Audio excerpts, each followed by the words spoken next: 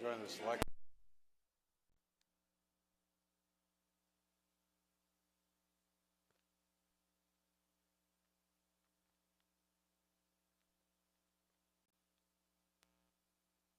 Good. Yep. Yeah, you still making furniture and stuff? We did all the priming. Yeah, good deal. All right. And then, Yeah. All right. Thanks. Take care. So like half of it, it's been 2 days caulking all the seams. Yeah. Oh my God. And Oh, that's right. You were doing the major. yep. Yes. So now we've got one coat of trim on. Put cups on the water fountain. We're getting there. It's so satisfying when it all looks nice. It is. The problem is, then you wait a couple of years and it doesn't look as nice. You can't keep on top of the houses. Yeah, I'm really hoping that it's going to be like 15 years before I have to worry about it. But with the hot summers, Might cold be winters. wishful thinking. Our weather. Yeah. Yeah. Oh man. I thought I made a lot of repairs and thought I did I'm sort of anal about that. I was like, okay, I'm really doing it perfectly. Look at it after a couple of years, and I'm like, crap. I thought I did much better work than that. You hear that right now? I'm almost done. Yeah, right. It'll last 100 years. Right. But that's where you do a really nice job, then it becomes maintenance. Just touch it up here and there. Yeah. The problem is up here, you got all these, especially if you got any sort of somewhat ornate trim, then it's, trying to keep that in good Just shape. finished doing like the main front door, which of course we don't even use. But there's lots of We don't use our main front door either. there's lots of trim and like the gaps in between the trim is like just less than an inch, so you have to hand sand it.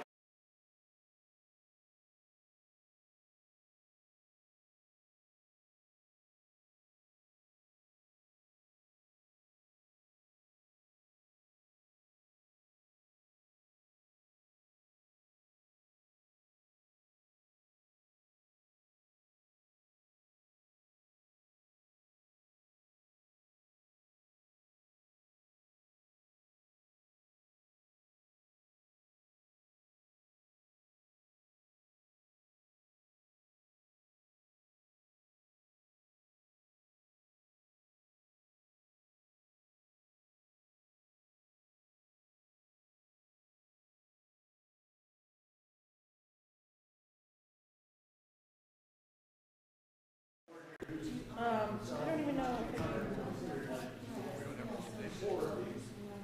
Let's just start here. Lindsay Rock, Daisy. I should have brought Dan this Corsi, Danby. Melanie Virgilio, Sunderland. Jim Salzgiver, Dorset?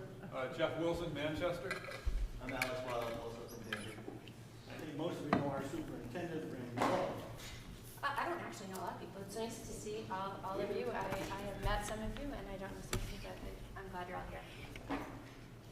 The format will be roughly this. Randy will give us about a 35 to 40 minute presentation on what the current situation is, particularly regarding middle school grades, and what some of the possibilities are for changing that.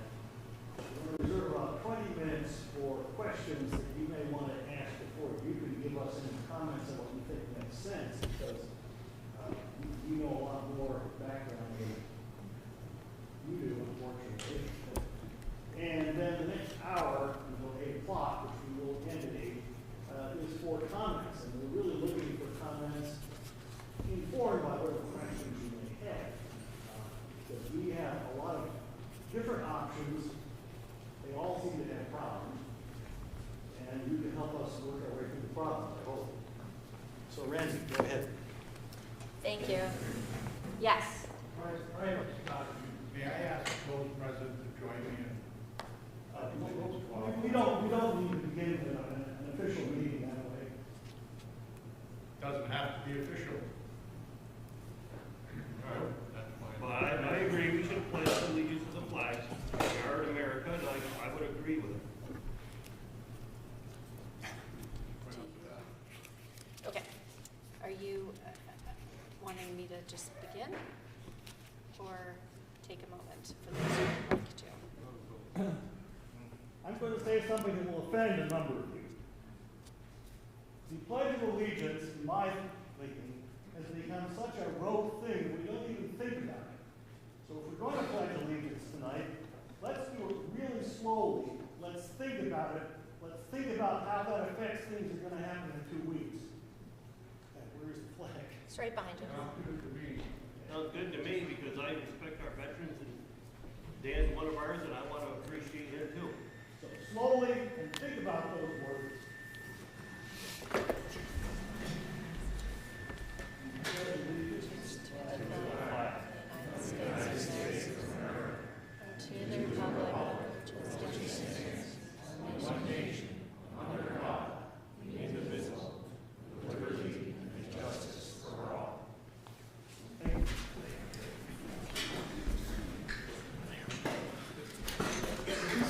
So thank you for being here tonight, and we're holding these public forums, as Herb said, to share information with members of the Taconic and Green community and to answer questions and hear comments and thoughts.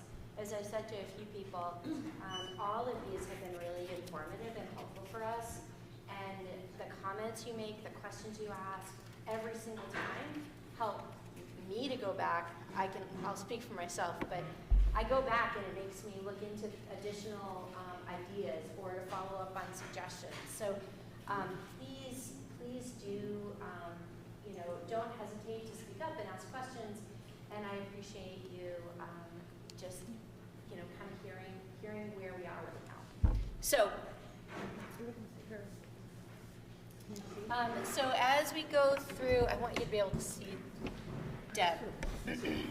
So I'm going to talk a little bit about the district because one of the things I've found is that not everyone understands our overall structure.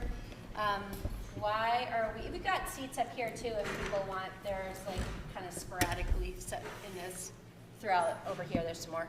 Why are we talking about this topic of school reconfiguration and the future of our schools? Concerns that I have as superintendent, decisions that we need to make, and then we'll open it up to questions and then comments, and that might look more like a discussion. Okay? Oops. So in my position as superintendent, I really have two primary buckets of responsibility. One is educational, and the other one is financial.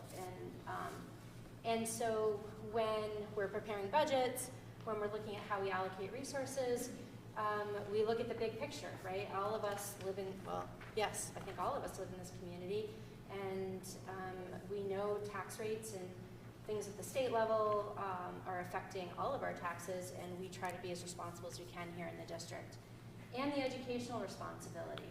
And so I went to the board this summer and said, look, as I really look at what we're doing throughout the entire district, I don't feel like we are doing as well as we can be on both of those fronts. So I feel this responsibility to talk to you about it. And so that's what really initiated this larger conversation about exactly where we are. It went back further than that. We've done work which I'll talk about, but it became really, really clear this summer.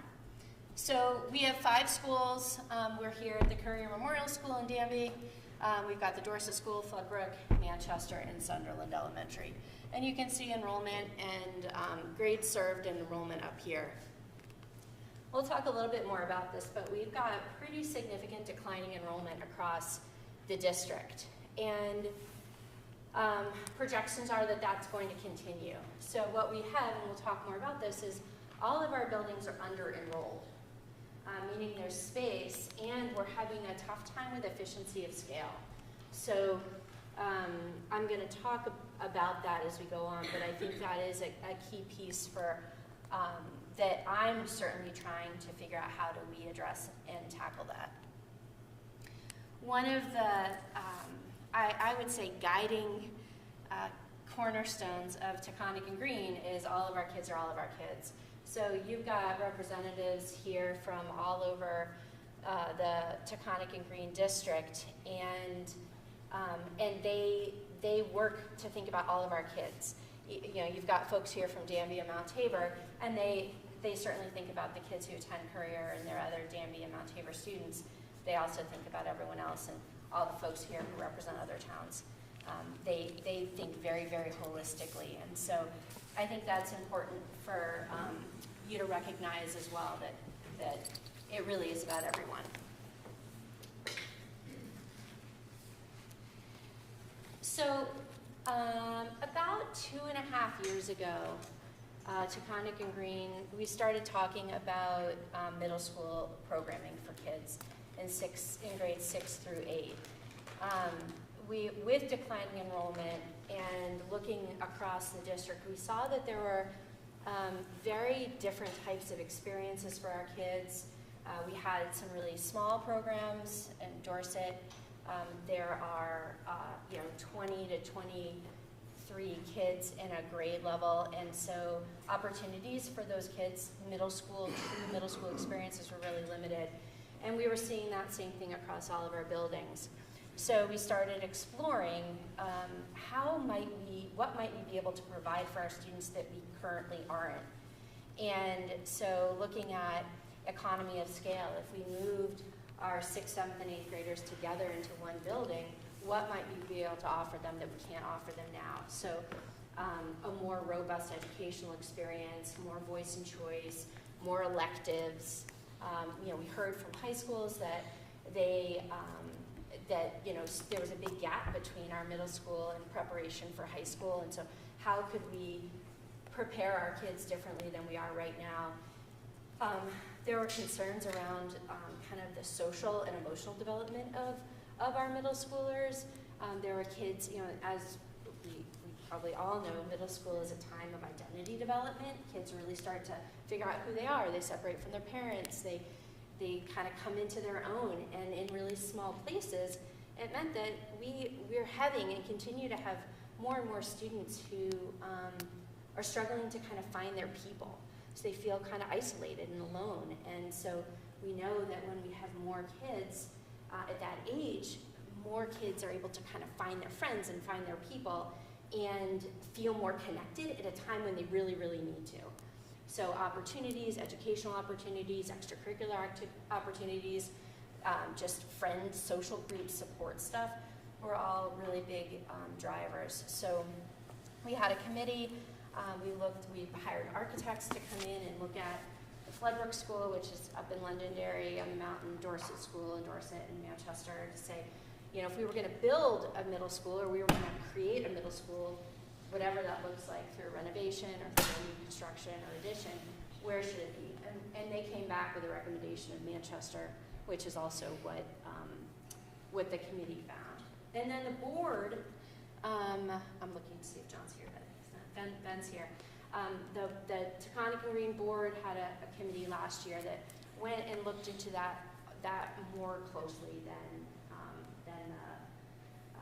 than the first committee did, and realized partway through we were looking at all kinds of iterations. What could we do if we wanted to bring our 6th, 7th, and 8th graders together? What would that mean for our students? And then as you really start to dive into it, you begin to realize that's going to directly impact all of our elementary schools as well.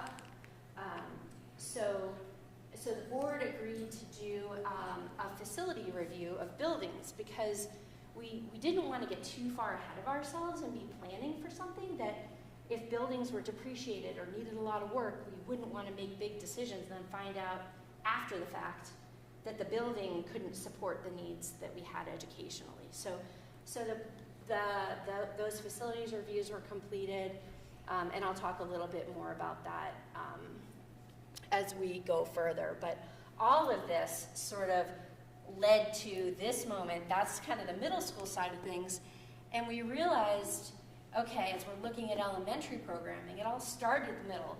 As we look at elementary, Currier is one of the schools we've got about 50 students at. Those enrollments are continuing to decline. We have itinerant service providers. So that means like a PE teacher that is here and at Sunderland. That's a pretty large distance for somebody to be moving between buildings. We're seeing that more and more when we've got people between Dorset and Sunderland, or Currier and Sunderland, or I don't even know, Currier, and so we've got some part-time people here. So we have high turnover in those positions. right? Teachers like to be a part of a school community. All the fun things that happen in schools are things that teachers like.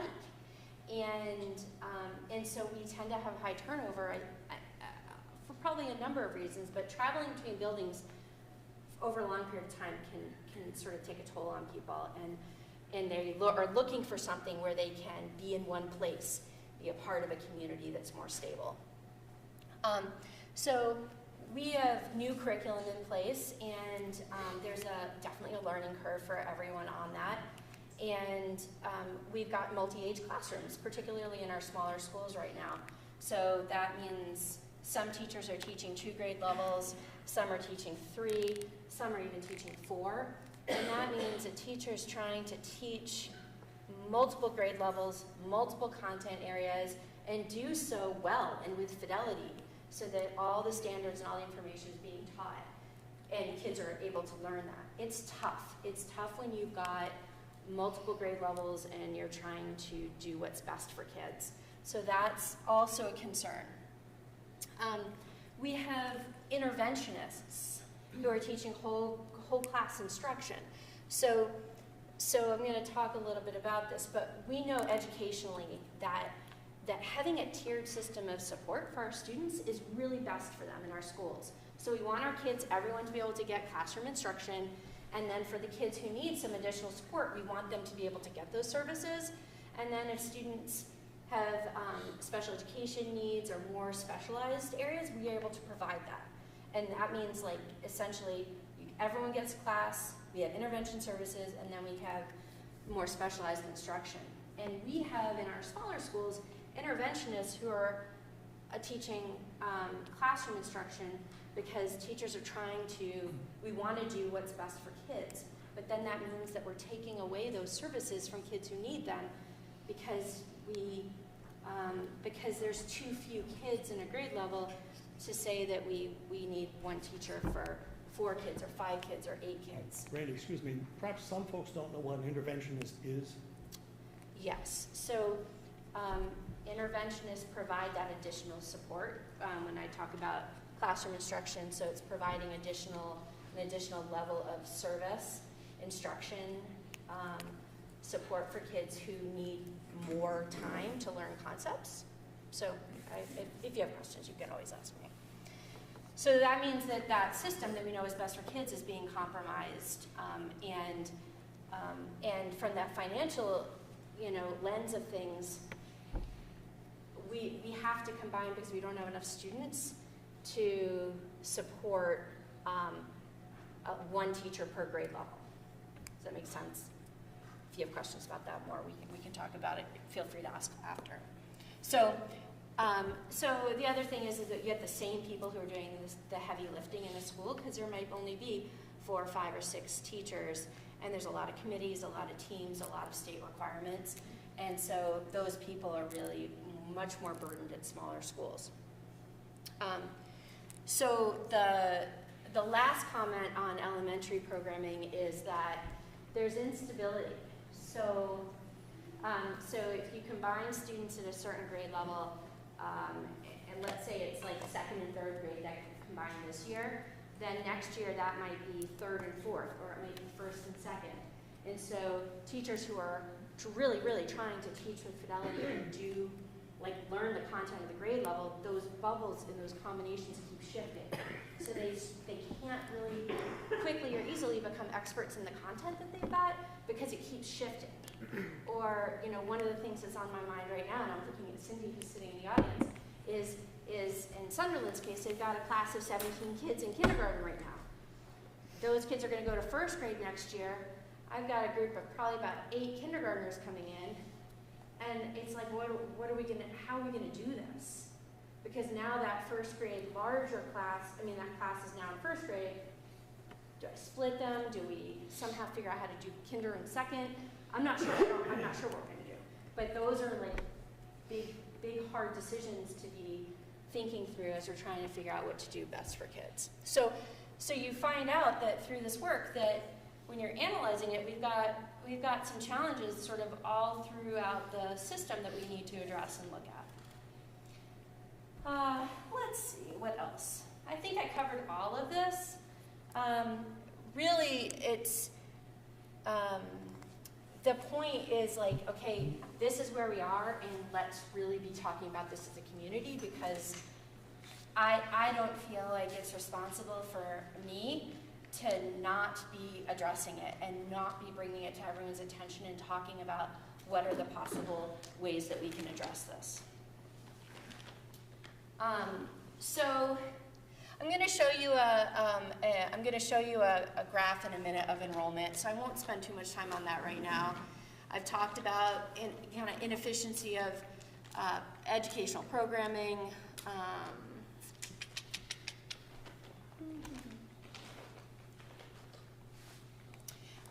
So I think the only thing that's up here that I haven't talked about is, well, I guess the last two bullets.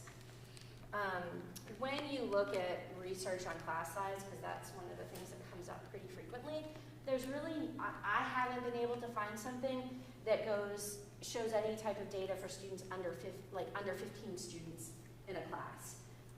That is very, very small, and when you're talking about public education, you don't find any system that is really supporting less than that.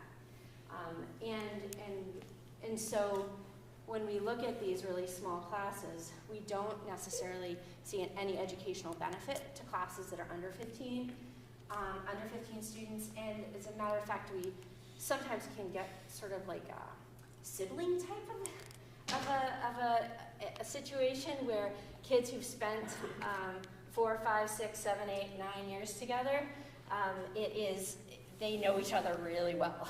And there's not really enough kids to filter out some of that relationship because they have spent so much time together in such a small number. So the concern around some of these small classes is pretty significant. Transportation came up, particularly in our first session. It was actually a board meeting. And so, questions around how long will kids, if we make changes to the way we're currently configured, how long will kids be on bus rides? And we're concerned about younger kids being on buses. And, we're a big district. And how will all that work? Because I would say the majority of concerns are around younger kids being on buses. So I spent some time looking into that more. We use this guideline of an hour. We really shoot to have kids on the bus for not longer than an hour. That's a pretty consistent guideline across the Vermont and across the country. Some states have requirements of an hour or 90 minutes. There are some districts in Vermont that have kids on the bus pretty regularly at 90 minutes. But it's not unusual, and I have not been able to find Vermont doesn't give very clear, defined requirements, but when you look at other states, there's nothing that defines by age, like students in grade this to grade that can't be on longer than this, or grade here to there haven't been able to find that, but we operate within that hour, I would say pretty consistently. We do have some routes that are at that 60-minute mark. But if we do make some changes organizationally, our transportation director is pretty confident that we can have more efficiency with our system than we do right now. Because we've got somewhere where kids have multiple stops, they have to make transitions. I think your community does that. You've got kids that come out and then they meet here and then they go down to Manchester. So some of that would continue, but some of the multiple bus rides would be only a single ride. So this is the graph of enrollment. So I know that you're far, so I apologize for that. This starting horizontal date is 2010. So it goes from 2010 to 2023. I don't have 24 on there yet, but 2024 is at 832. So for context, if you can't see this number in 2010, whoops, sorry about that. I guess I forgot, it's a touch screen. Is it like 1,019? That's 1,011, and that's in 2016. And then last year we were 855. And so when I talk about a declining enrollment throughout the district, this helps you understand more clearly, I think, about what I'm saying. So our buildings are under enrolled, but we're still operating 5 schools. And so there's a lot of costs associated with that. And you know, when I look at the financial situation we're in, I'm saying to the board, we have a responsibility to be looking at where we can be more efficient from a financial perspective and more effective from an educational perspective. And this kind of gives you a different angle on that. So this is sort of where I think I would say to you, I would love for you to really lean into the possibilities here. I could have updated this for today and put on some additional thoughts. I didn't, but I'm probably going to talk through a little bit more of this with you. The idea of having our 6th, 7th, and 8th graders together is one that feels like it's got some traction. The question is whether or not we build like a whole new school someplace, probably in Manchester, which is what the recommendation has been. Build a new school, all by itself on a piece of property. There's a few properties we could look at to purchase or use if we decided to go that route. We haven't, you know, spoken to anybody directly other than a couple questions that were said no. But that would be the most expensive option, right? And we'll talk more about some of those details a little bit later. I don't know how far you want to get into it. Every group is different, so I'll probably take your lead on that. That's the most expensive option. Taking the current Manchester building and making that a middle school is, we would need to renovate parts of the building. That would likely be the least expensive option. We could put the kids together there. If that was the decision, then the Manchester students would need to attend different schools. We would likely be looking at redistricting boundaries for that. So those kids would be going to other schools. There also could be an addition. And I think this is the one that I'm kind of saying this to the board because every time I do this, it's a little bit different, but you haven't heard me say this. I think that the more, we have the most flexibility as far as scale of investment in an addition, say, to the Manchester building. Because we could do an addition that offers X to our students at this cost, or Y to our students at this. We have some flexibility about what we can do with the current building and what we could add on to potentially be able to have a new middle school attached to MEMS and still keep the Manchester students in that building. So there's definitely thoughts, you know, there's definitely work we can do on that, and I anticipate we'll talk more about that.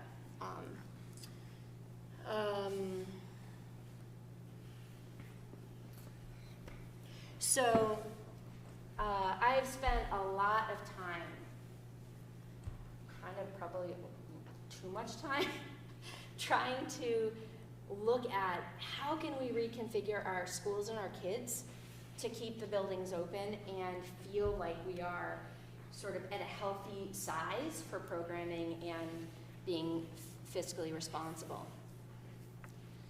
So I have every idea, literally every idea that anybody's brought me, I have run the numbers. And I come up with things on my own, and I wake up in the middle of the night and I have a new idea. And I said this, I guess at the Manchester one, I reached this point a couple weeks ago where I realized that there's still the same number of kids. So if I boost enrollment here, I've got somebody else that's under-enrolled, right? No matter where I move kids, we still have the same number of kids, so we still have the same challenge. It's not fixed by moving. Really, the only way to get a more stable system is to close one of the schools, to have numbers that are at a more stable number with staffing that's more stable so that we have economy of scale to be able to have stability, meet the educational needs, and not be under-enrolled in our buildings. So these are the decision points that I'm proposing. That doesn't, the board may decide that there's others, but this is how I think about it. One of the big things is what are we going to do about middle school? Are we going to put the kids together? If so, with what options? Like I said, the renovation of MEMS at the building, no addition on, is the least expensive option. I put on here, you know, if you're looking at a $20 million bond, which is what, I'll just pause for a minute. If we are going to do any construction within the district, we would be modeling out what that is. The board would be having a proposal. We would be sharing very specifically what that would be, what the costs are that are associated with it, and everyone in the community would be voting on that bond. Okay, so you would know this $20 million renovation is going to be X, Y, and Z, and this is how much it's going to cost, and you would have all that information, and then all of the residents of Taconic and Green would be going to vote on it. You would either decide yes or no. Okay, so that's the process. We can go with a current regular election that is already scheduled, or we could do a special election just for this. We don't know what we're doing. None of that's been discussed yet. So on, you know, if we go $20 to $40 million bond, if we look at last year's tax rate, all the things from last year, because I can't predict the future, you'd be looking at approximately $15 to $24 a month on a $300,000 home of a tax increase. If you went to that highest, like let's say an $80 million, a $90 million bond for a whole new building, you're looking at about $64 a month on a $300,000 property. People who are income sensitized would not be paying that, but that's just sort of a benchmark based on last year's numbers. The state's looking at redoing the funding system. There's a whole lot of unknowns in the future, but I wanted to be able to provide for people something that I could anchor to something that we've been you know, a process that we've used before. I mean, like numbers that we've used before. So that's really the big one, because when the board decides on that, then the rest of the pieces will fall in place.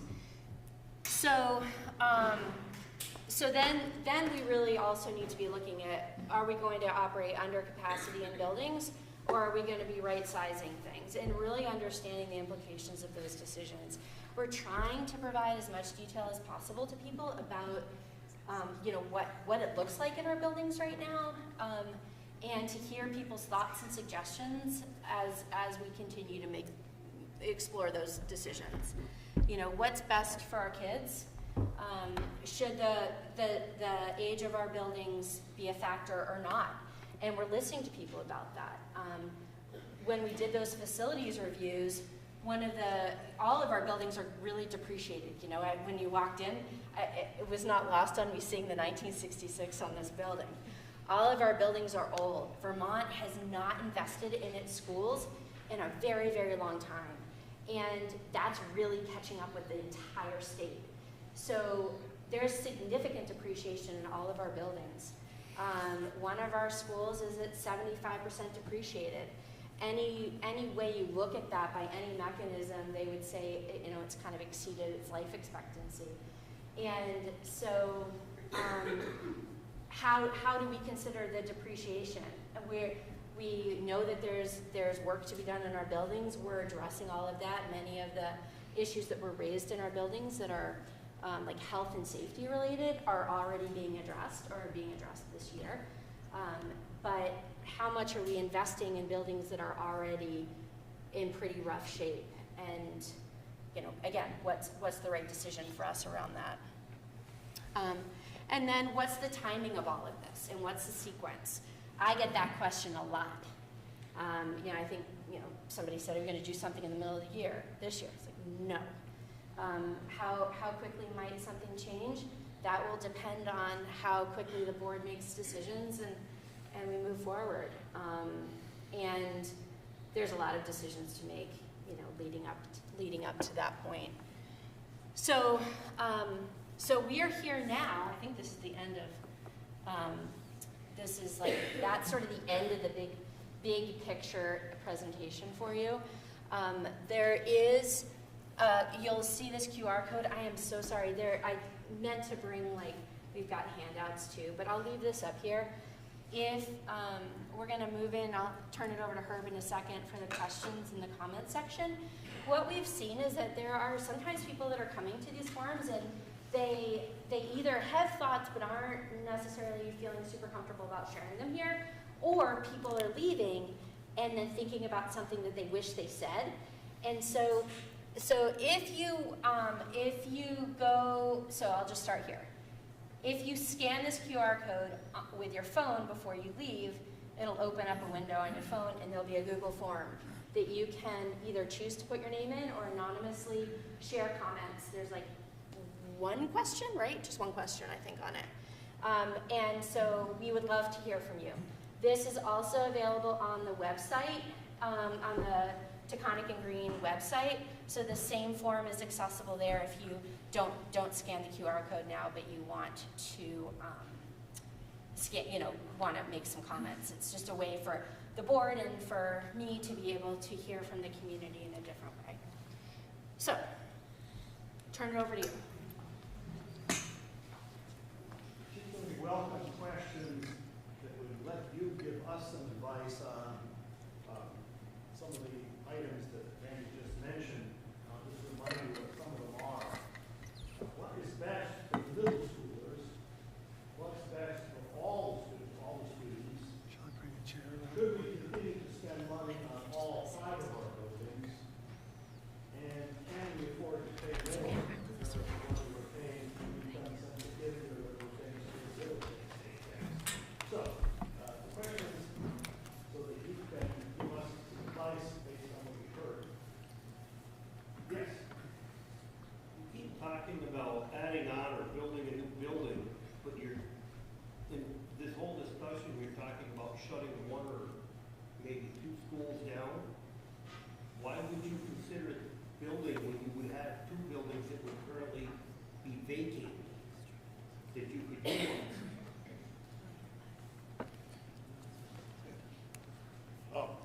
Randy, do you want to talk to that question, or do you want me to try to handle it?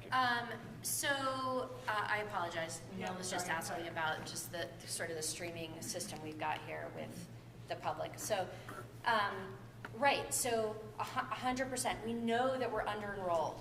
So if the board makes a decision to, that's why one of them is move the 6th to 8th graders into the Manchester building, and then those kids would go other places. We would still probably be looking at closing a school when I run the numbers.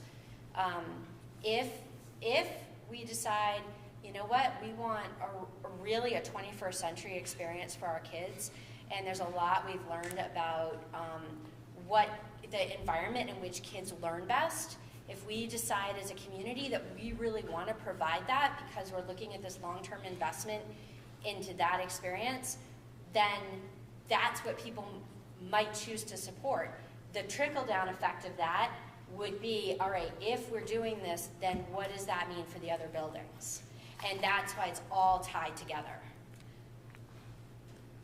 If you'll continue on and follow on it, so you're talking about still closing 1 school instead of 2.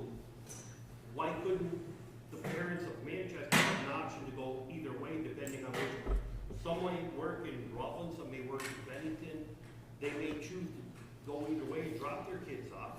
Why would it not be an option to keep both schools open and utilize both buildings instead of leaving one to sit and be vacated? I mean, it's going to cost the community money for a building that's not going to be utilized that we're already have here anyway. Yeah, so even if you move the Manchester Elementary, the K-5 students out to schools, we're still under enrolled at something.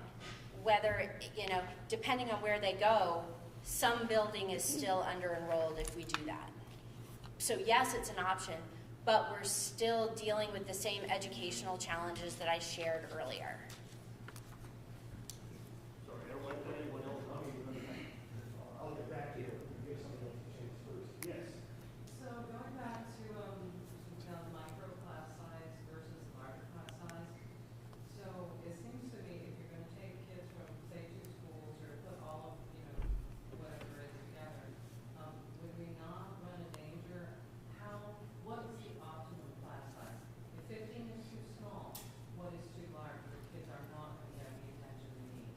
Yeah, so our class size, the class size parameters for the district are 15 to 18 students in a K to 3 classroom and 18 to 24 in a 4 to 8 classroom.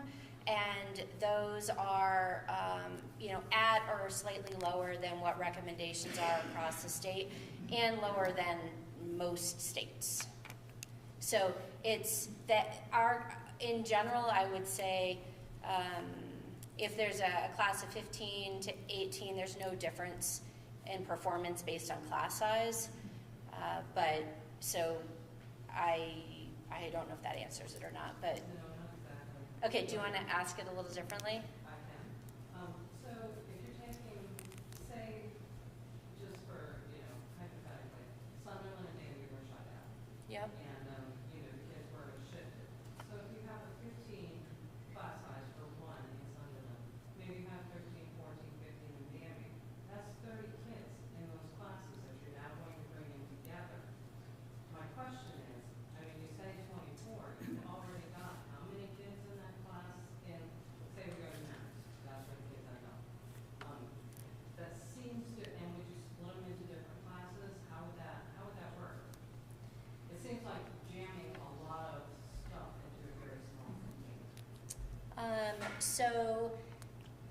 So we are looking at staffing according to the numbers. So if let's go with that example. If Sunderland and Currier closed, then teachers would be moving to other schools so that class sizes in those buildings would ideally be between 15 and 18 students. Right, so if you had an influx of 30 kids, and you already had 25, so you would be looking at multiple classes of the same Correct. grade level. Exactly. That's the question. Yes. Yep. Which is, one of the things we know from our teachers is that sometimes they don't have a colleague in their building to talk about instructional practices with, so they really value horizontal team time. They like it when all of the second grade teachers can get together and talk about what they're doing. So the idea of there being 2 or 3 second grade teachers in one building can really be a benefit for education because they can collaborate together and talk about instruction and kind of problem solve stuff together. It's more difficult to do that with when people there's only one in a building. So did we get to the? We kind of okay. We'll touch base with me later because I want to get it right for you. I have multiple questions, but what is the maximum number that you would want to see for enrollment? In this building or? No, in the district as a whole. So you're saying numbers are declining, but what would our maximum numbers be if what can the district hold capacity wise? That's I look at it by building. I haven't. Nobody's ever asked the total. I can sort of run numbers for you. This building. It's declining all around. It's not just us. And as a region, the younger demographic is declining. Yeah. And as a region, the region's looking at how do we bolster that. So currently, our capacity isn't. Our numbers are small, but if we look at consolidating or closing a building in 10 years, we have that younger demographic here and more children, then what do we do? If we're already, if we make our capacity smaller and then we don't allow that potential growth that the region as a whole is looking at and trying to grow, then what do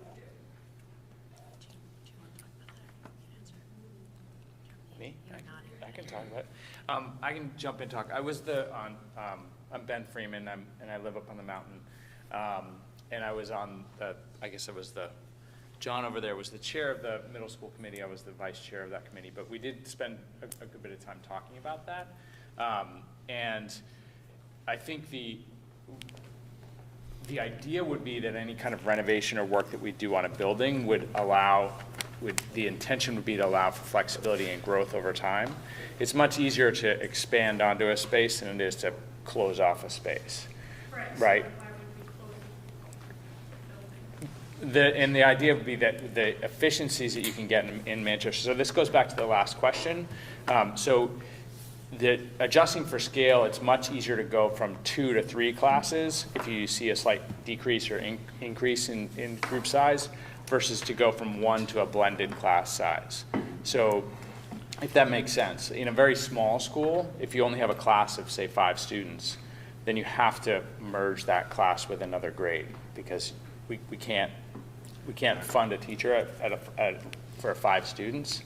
But if you have 20 or 20 or 15, then you can make adjustments. If I could just kind of hop in and sort of ask a question a different way. Sure.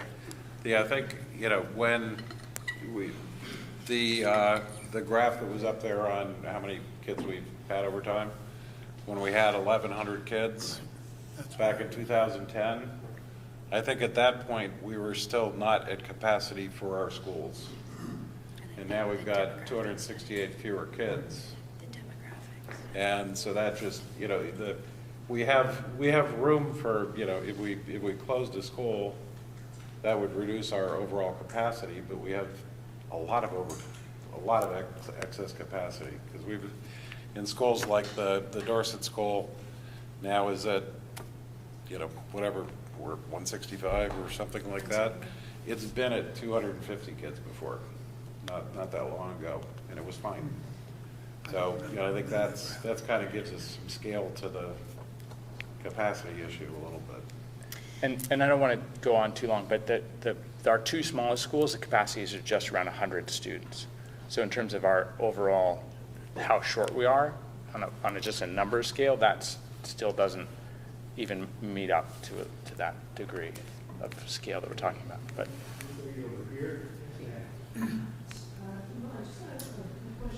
by the way, could you please speak loud enough so everyone can hear what your question is? Sure. Sorry. So I know you spoke about your responsibilities are both financial and educational. I know the concerns are very much financial, but I want to just ask a question regarding the educational side of that. And we talked about, or you spoke about the disadvantages of the 2 smaller schools or a smaller school in general. And I'm wondering, when it comes to school evaluations and metrics and math and reading and science and that sort of thing, is there data to support that, say, Sutherland and Currier are not keeping up with, say, MEMS or the larger schools? Because that would make a difference to me. Yeah, so it's a great question. So we've actually been really looking closely at exactly that question because I think it's really important. We're still looking into it, but right now what we're seeing across all of our schools is that we do well with a very similar population of students and we struggle with similar populations of students. So for students who are economically disadvantaged or students of color, students on IEPs, those students across our schools are not performing as well as white kids who do not qualify for free and reduced lunch. So the variability in performance in our buildings tends to be tied to the percentages of those populations within a building. So when I look at the quality of teaching and learning, we have very, very good teachers across all of our buildings, and it isn't as if one school is doing better, right? If there is a higher number of students who qualify for free and reduced lunch, that school's performance may not be as strong as somebody else's because of the numbers. If we've got a school that has a very, very low qualification for free and reduced lunch, that performance might be better just by in the pure numbers. And so that's what I think is important to recognize, is that, you know, the idea of a school being better or not being better that's not what we see. What we see is we want to be improving for everybody, and so I think, yeah, I mean, we want to do better for everyone, which is part of why we're making the changes we are. Yeah, I understand where you're coming from with that. It does make me wonder, especially if you compare it apples to apples. Say you compare, you know, do an analysis of exclude the, I don't know, exclude things, but if you look at the kids who don't qualify for free and reduced lunches and compare school to school, it would be much more convincing if it was obvious that the larger schools just not only provided more, you know, activities or whatever, but also showed data that said, hey, we do better because we're at this size, we're at this classroom size. Or conversely, if the small schools, when you compare apples to apples, if we could show that, you know what, these kids are actually doing a little bit better, it would make for a more convincing argument, I think. Yeah, no, I appreciate that. And we will continue to look at it. One of the challenges is some of those numbers are so small that we can't even analyze them because the schools are so small and the numbers are so small. And so the statistical relevance of it is, so it's definitely not as simple as I wish it was, but we will continue to look at it, and it's a completely valid question. So, you know, as we sort of get more information that feels accurate and relevant and holistic, we will definitely share it. Yeah, I don't think I can support closing the school that showed it was producing a superior product. Sure. This is the way to look at it. Yeah. Education. Absolutely. And just to throw this in, and I'll be quiet, because I know we've touched over time. The gentleman in the front row who mentioned, you know, it seems counterintuitive to close two schools which you can either build or make an addition on another school. That's how I've been doing as well. That's another argument I'm waiting to give more data to support, because it just doesn't feel right. Thank you. Some of the statistics you're asking for strike me as the sort of thing that our Vermont Agency of Education ought to be able to provide. Whether they can, I don't know. Is there somebody who wants to ask a question to follow up on the previous one? So I don't understand that. That's the question here, what you just mentioned. Okay. About free and reduced lunch. I'm under the impression, and correct me if I'm wrong, don't all the kids in the school district get free lunch now? They do get it because of universal school meals, but they don't all qualify for it. But So, they get, so how is that a problem? How is that a metric in this if they don't Yeah. qualify for it, but they're all getting it anyway? right, okay. We still get all the information. It's actually more accurate than it used to be. Even though it's just not used for the same, it's not used to feed them, it's used for other things like Title I federal funds that the district's eligible for. So we still collect all that information in order to provide programming based on like Title I or Title II or Title IV or Title III programming. So. Any more follow-ups on this lady's question about comparing performance? Herb, over on the left. Right over here. Over on the left. Yes. Yeah, my question was, what is the percentage of students that qualify for free or reduced lunch in this school compared to others? This school has the highest percentage of students who qualify for free and reduced lunch. They've been school-wide eligible for a long time, which means that those kids who attend Currier have received free lunch as a school, independent of their status for a long time. The state obviously has something to do, but it fluctuates about 70% here. Can I just make a comment on that, or should I wait? So my comment is this, that we have a school now, because students can go to other schools. We have a school with 70% of the kids here receive free and reduced lunch. And really the idea, as so many, you know, I just look at my work or your work, you can just think about this. We want a diverse group of people together, including students. And We don't have that in this building, so I think that's something that we really should be considering as a community. Is this actually the best environment for our students when 70% are receiving free or reduced lunch? You don't have that mix of students. And so that's a big concern that I have. And so thank you for answering that question, Randy. I appreciate it. Any more follow-ups on comparing small and large schools before we move on with different topic maybe? Yes, no? No, I didn't have a comment on that. All right, so I think you had the next question, I'll get you in the back, sir. Thanks. So like, just, you don't have to elaborate too much, but effectively, does this spell the end of like school choice for elementary? I can't answer that. I don't know where this will all play out, how it will play out. And the board hasn't talked about that at all. So I can turn it over to somebody here, but they haven't talked about it at all. So. No, it's a different situation that I was just curious about, but also thanks for all the work in putting this online in advance so I could take a look and come up with something to ask in advance, which one of the questions was, in the locus of information on enrollment for MEMS, I noticed it said, I think it was 340 something. What number of those are elementary and what number of those were middle school by the metric of 6 to 8 and K through 5? Because like, I wanted to know how many kids are in the middle school age and how many are in the elementary age. Because from the sound of it, the Manchester kids will have to be parceled out to Dorset, here, Floodbrook maybe? I mean, I know that's quite a hike for them to make, but the Burton kids make it. So my question was more based around like, one, how many of those students are elementary that are going to have to be perused into the rest of the community? And two, how is the decision made of deciding who goes where? So I'm full disclosure, can't quite figure out how to actively connect to, like, I can show you something, but I can't figure out how to do that here.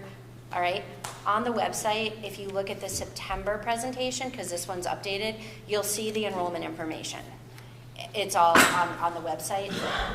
We have about 150 elementary students, K-5 at Manchester, roughly.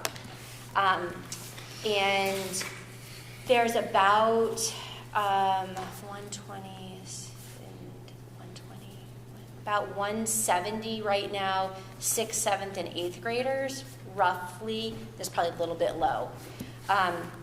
If we combine the 6th, 7th, and 8th, we'd be looking at approximately 100 to 120 students in 6th, 7th, and 8th grade, which is a really good size for a team, like a 6th grade middle school team. It's a good, healthy size for that team. And so, yes. So the decisions about if the decision is made that the Manchester building becomes the middle school and the elementary kids need to go somewhere, it would likely, and this is me, we haven't talked about this at all. The board, just as sort of an aside, the board can't talk about any of this stuff in between meetings. So they've been coming to all of these and listening, and the board hasn't had a single conversation. So anything you hear from me is literally just my thoughts as a person. They're gonna have to do all the heavy lifting on this. I would envision that we sort of look at the district, that whole area of Manchester, and sort of redistrict. There's some sections of Manchester that are not really super far from Floodbrook School, like where I used to live about 15 minutes. And you know, there's areas that are close to Sunderland, right? So you would just be districting probably primarily, my thought is by location, by address. So, but that, they haven't talked about it, so that's just my thought. I appreciate the gentleman earlier that said maybe we need to take into consideration where parents work and would like to drop their kids off on the way to work. Well, I'm familiar with the Robert's Rules of Order, so I appreciate everybody, again, the time of doing this 4 times.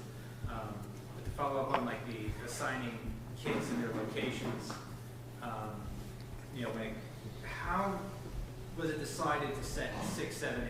And then a lot of the other schools are K through 5, K through 4. Like, can we set a simple standard of like K to 4 and 5 to 8? So there's, you know, a single locus group, because as much as it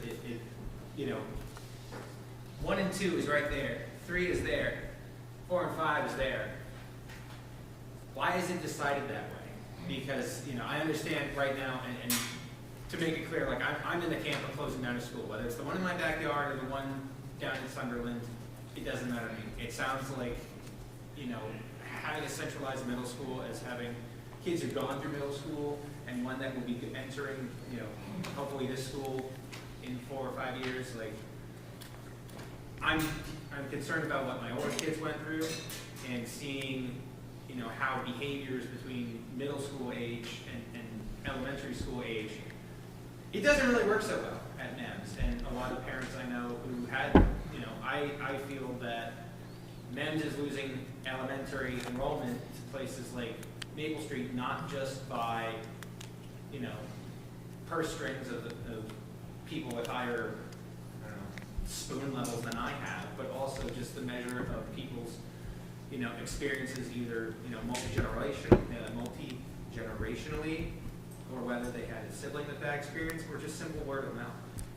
Like, from where I'm sitting, like, understanding the locus of how we're going to be assigning these kids, and how it can help improve, their peer management skills, how they work with each other, and how they can respond to learning. Because let's be honest, we still don't know how we learn. There's no way to prove, there's no scientific evidence of how we learn.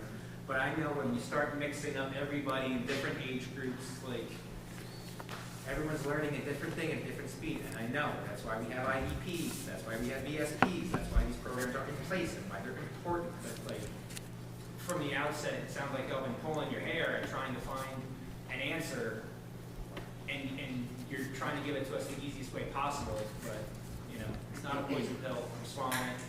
I understand where you're coming from, but I think we still need more information on, like, we're talking about renovating with the future middle school or whatever. Cool, as long as we can see like a scope of work and an expectation of what that's going to include, so it's not just Manchester Middle School, he's going to be getting $20 million, and Currier and Floodbrook, and if it exists anymore, Sunderland will, what they're going to get out of it. I went to school in I the don't trade. want to take time away from the questions and veer into comments right now. Apologize. Also, when we get to comments, let's try to keep them for 2 minutes or everybody has a chance to speak.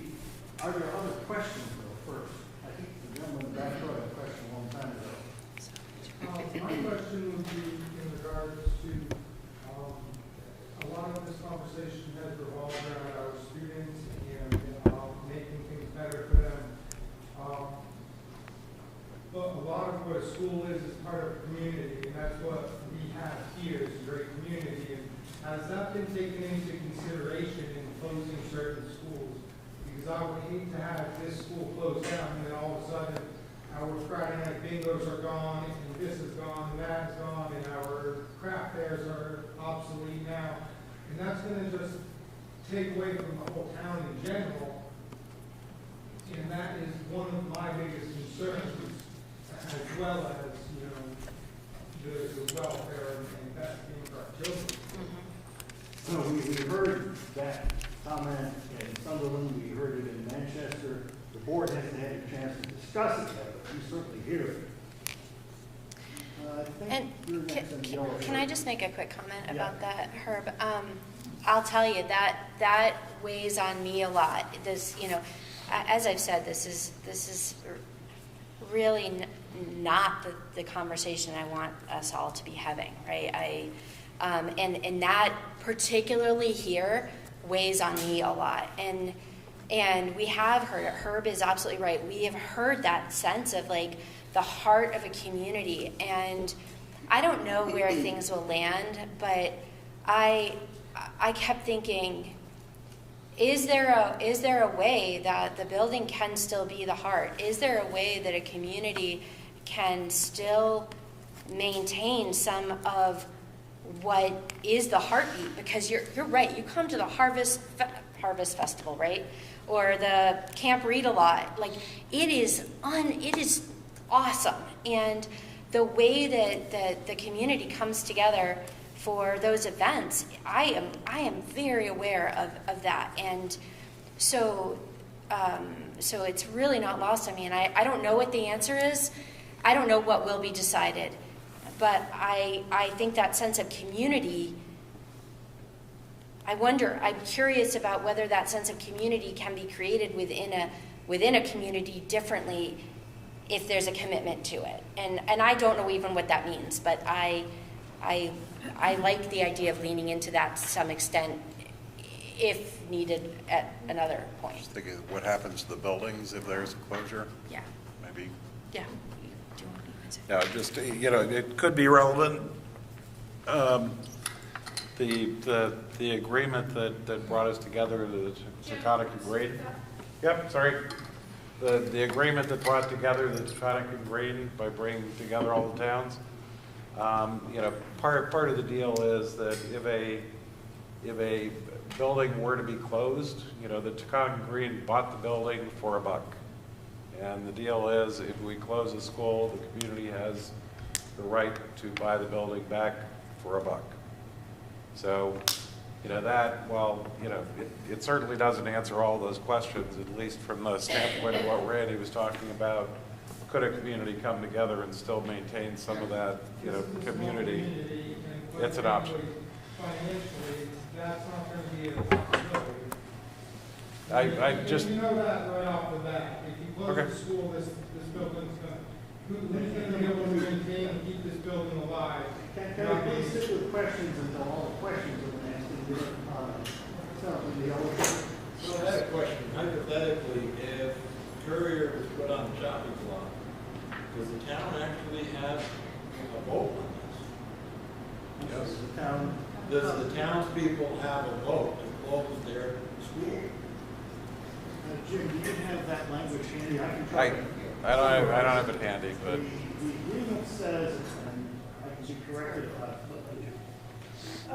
It just that the town has, we have an obligation to give the town a non-binding vote. So you will vote, but ultimately the reality is that it's up to the school board to make the final decision. We take So your the vote. townspeople do not have a vote? Correct. You do not get to make the final decision. That's Right, correct. right. In each case, the town has to conduct a vote, but it's non-binding. And then any decision to close the school has to be made by 75% of the board. The board has 13 voting members. Did that answer your question? Not really. I mean, if the town votes to say, okay, we're going to do a town vote, and the town decides not to close the school, but they say they don't want it to close the school, then it goes to the board members at that point? Yes. And then if 75% of the board says close a school, that's the decision. But. Yeah, but that's, I'm not sure I've answered your question. No, it sounds like we don't get a vote. You don't get a direct vote. It's binding. Is there any way the town can override it? They need to be reminded of that they voted to join the Taconic and Green. That was their vote. That's true. Fell behind you, hand up. How many people on the board represent this town? Pardon? How many people on the board represent this? No one on this board represents any one town. We all represent all 9 towns. We're all elected at large. Okay, What if the town was to buy the school back, start a private school for our own students? You can do that. So, as it stands right now in the state of Vermont, no new schools can be established. So you do not have the opportunity to do that at the moment. You, as a town, could decide to leave the Taconic and Green, which is a larger process that the town would have to undergo.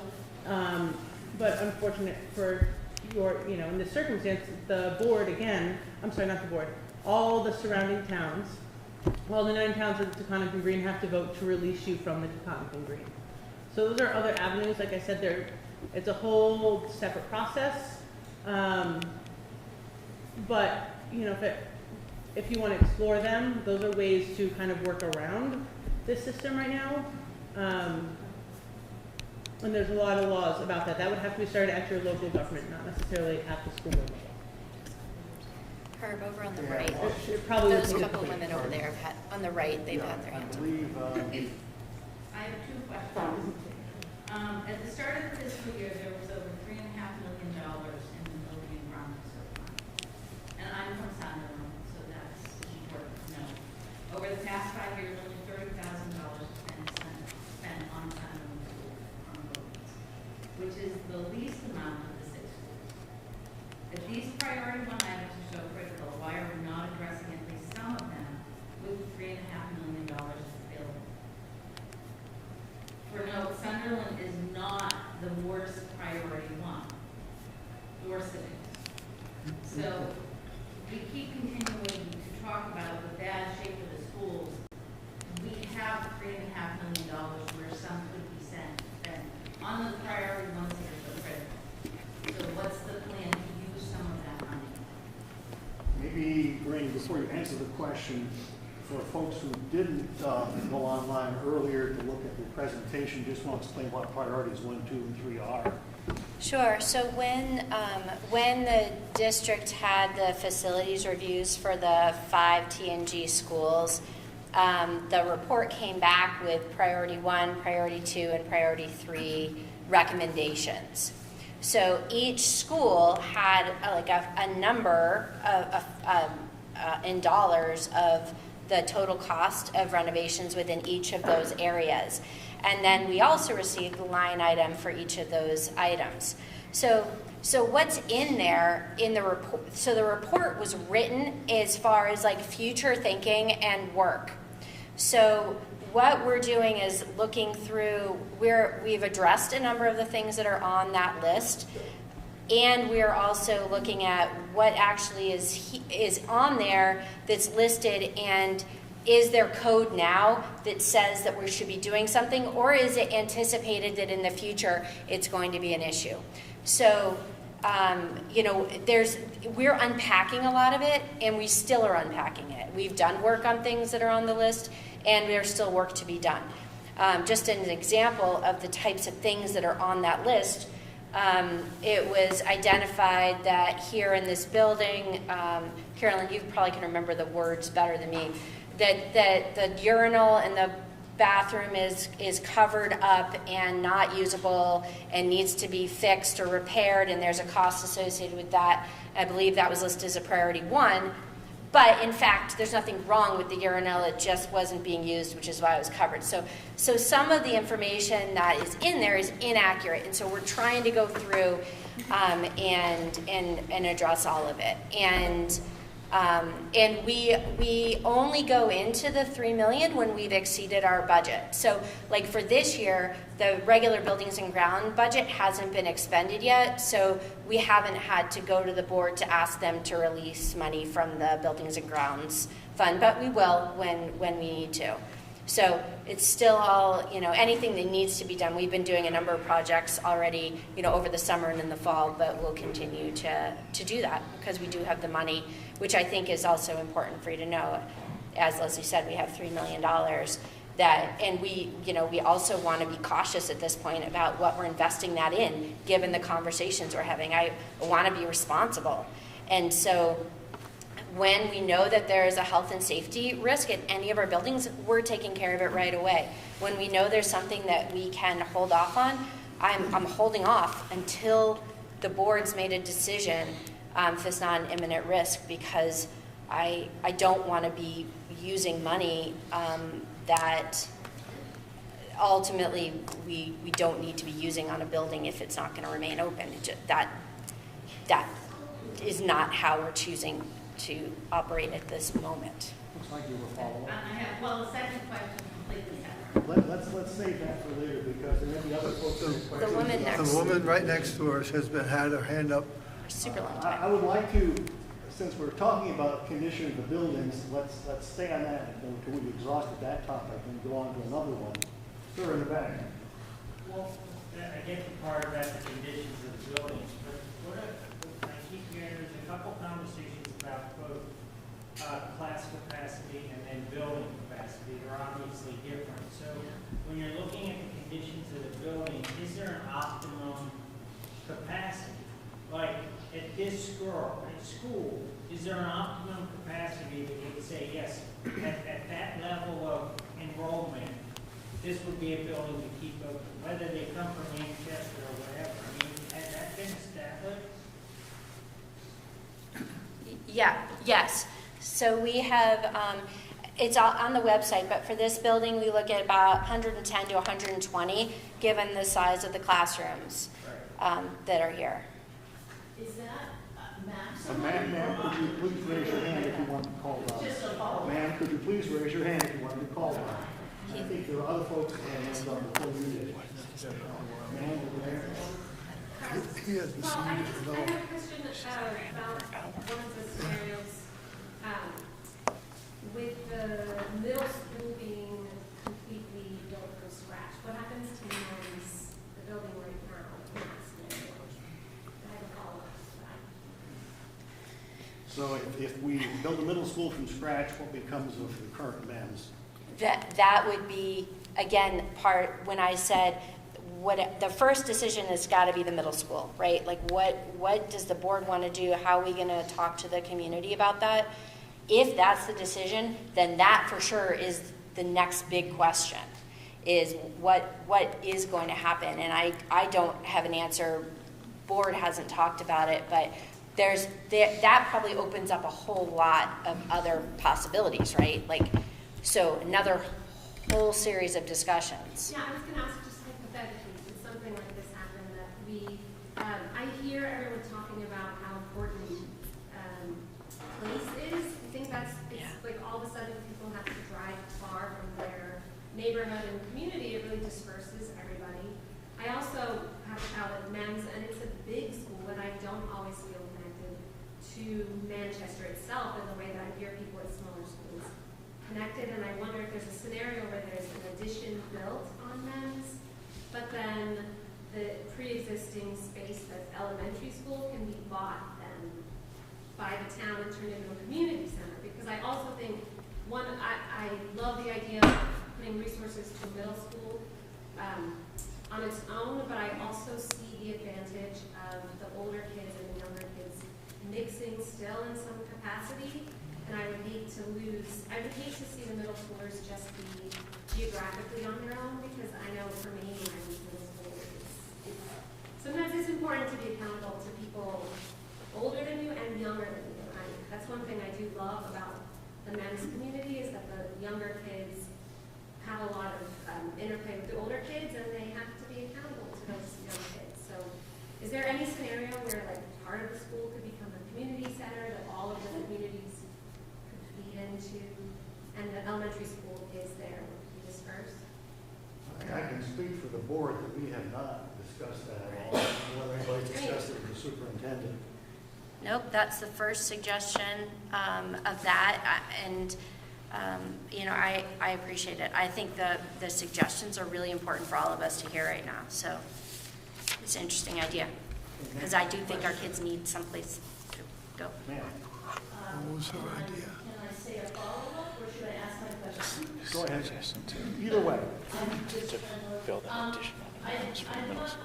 My first question, I think, to the Make board. part of, sell part of Why are the we school not off as a community center. considering the population of our Basically, kids in this global scale as we rethink the big picture? Yeah, that's a great question. So the state guidelines that govern pre-K are totally different than what governs our school. So I said this, I think at every forum, I would love a pre-K in each elementary school, wherever they end up. But we can't begin exploring that until we know what it is, where our elementary schools are. Because the requirements, like the way the state looks at it, has to do with how many students are underserved, what programs are already within a certain area. So, and there's a whole lot more that goes into that as well. I'm a very big proponent of us operating pre-K sites where we can, if we can. But we just can't start that work until we know what it looks like. That I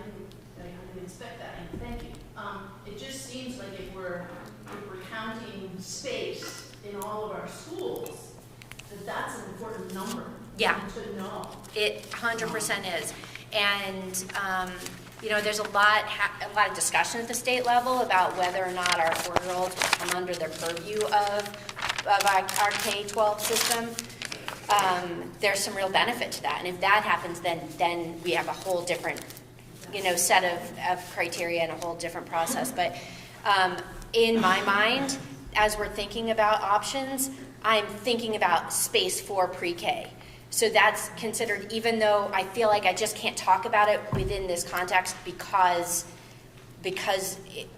we don't have the level of control and decision-making that I would like us to have. And I appreciate that. I think it's something that the board, I would ask the board to keep on their mind, even if it's not something the state wants us to do. And then the follow-up over there, you said that, you know, this school would be, I think you said maximum would be 100 or? About 110 to 120. So we're at like, are we 50 now? And so, but it's 75 really, that'd be pretty good, but 100 would be max? Is there like a range? What's optimal?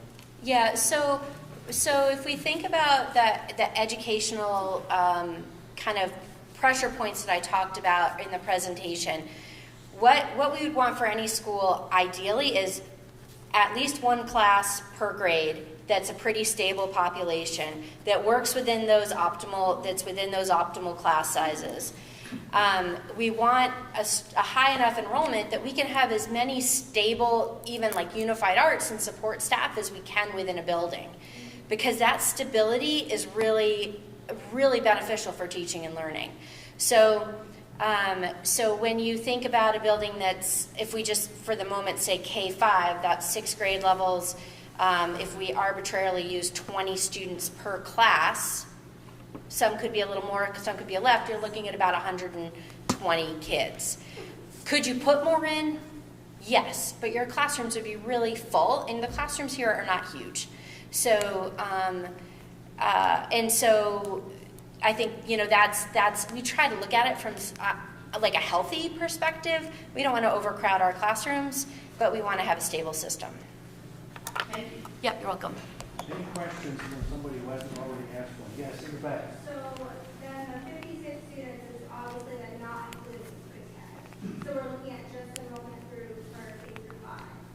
But in reality, because we're not taking into the fact that we have pre-K, here we're not taking into account the amount of students that are there. So we really don't have as much room to expand with student enrollment as you say we do. Is that correct? So if you have 8 students or 6 students in a kindergarten class, there's a lot of space, right? You could bring in another 10 students there. So if you go class by classroom, you can get up that high, because if you've got 10 to 15 students in a pre-K, that room might be a little bit smaller, but essentially it's a similar enrollment. Well, I was just curious because you were talking about mass capacity being about 110. I didn't know if that included the entire building based on fire safety code or if that's just max capacity with teachers and students. Yeah, it's not code. It is what could the building comfortably educate without being overly populated, because I don't think I've heard anybody ask about what is fire code in any building. Most people are interested in what's reasonable from an educational perspective. I could certainly, if people are interested, we can get all that information. That hasn't been something that folks have really asked about. Yeah. Are there other questions, or can we go into comments? One more question, yes. The transportation you alluded to earlier, so say regardless, like if Sunderland gets closed, or Currier or Lowell, they get closed.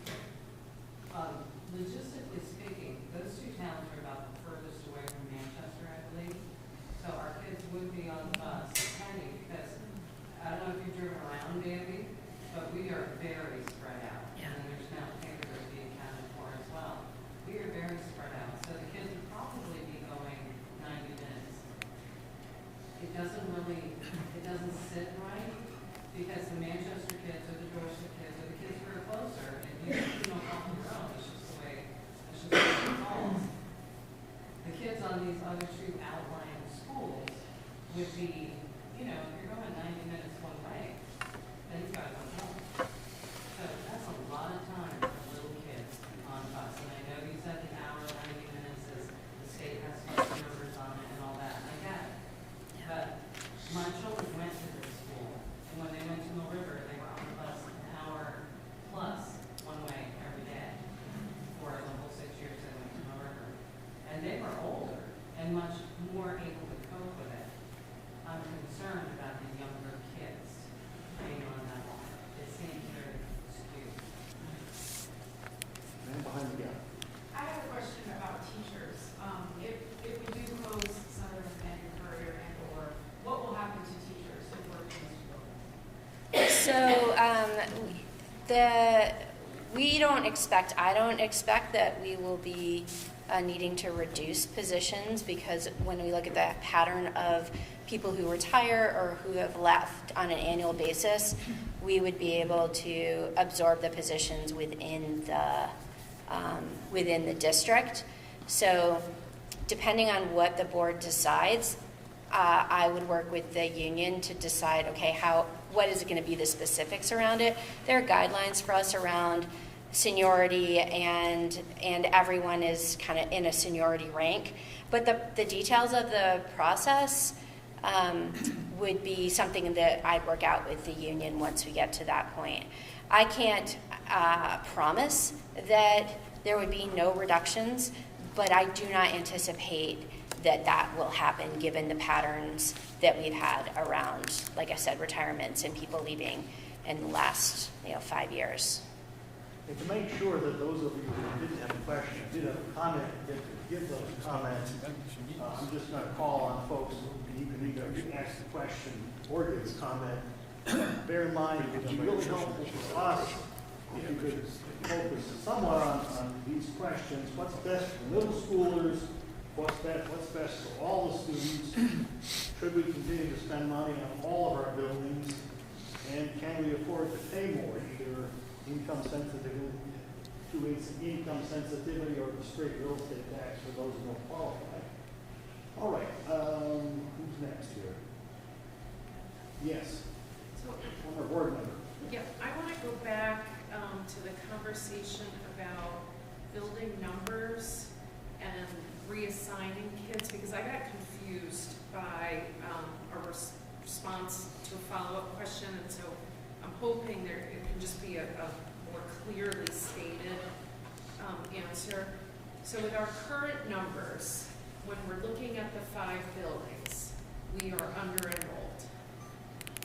When we talk about putting middle school students together and possibly closing 1 or 2 of the 5, if we close 1 or 2, I thought I heard somebody say that we would still be under-enrolled in the remaining schools. Did I hear that correctly? No, but let me figure out where we went, where I miscommunicated. So if we close 1, we will be at a healthier spot, more consistent, and if the 6th, 7th, and 8th graders were all in the Manchester building, those kids could go someplace. We close 1 school, and everything will be more right-sized than it is right now. If we close 2 schools under that scenario, we would not have enough space. If we close the 2 smallest schools under that scenario, there would have to be an addition someplace for that extra capacity. Yeah. And so then the follow-up question in thinking about, this woman asked over here around the regional and statewide efforts to increase our younger population. If that is successful, let's say we close 1 school, so we're comfortable. Yep. We're not stuffed yet. And if other statewide efforts to increase population and child count goes up, how much room do we have to grow when we close one school? We would have a reasonable amount to grow. It depends. I mean, we could get up to that 1,100 again and still be okay. We had a demographic study completed that's on our website because we wanted to look at that long-term projection of enrollment before we started this work. Because if this trend was predicted to increase again, then we don't need to have this conversation. That's not what it's looking at when you look at the age of the residents across Taconic and Green. It's a really comprehensive report, and if this is a topic that's interesting, it's worth looking at. You're right. I can't predict what will or won't happen at the state level at this point, or what the impact of any future legislation or initiatives or whatever would be to draw people here. But with the information we have, we would have room for there to be more kids. When we're thinking about the middle school, we've got a lot of kids who are leaving our schools in 6, 7, 8 because they're looking for like a more rigorous, more middle school program. And that's part of what we want. Like I'm very open about the fact that I want to bring those kids back. I want to have a very strong middle school program. You know, I appreciated the comments that you were making about, you know, middle schoolers are middle schoolers, right? If we raise them, we know them. If we were them, which we all were, we know them to that extent. And sometimes it's tough. Like, I appreciate the idea of older kids and younger kids and the benefits of all of that. Sometimes our middle schoolers, you know, and our elementary kids are, you know, they're different. They need different things within a learning environment. And sometimes middle schoolers are middle schoolers.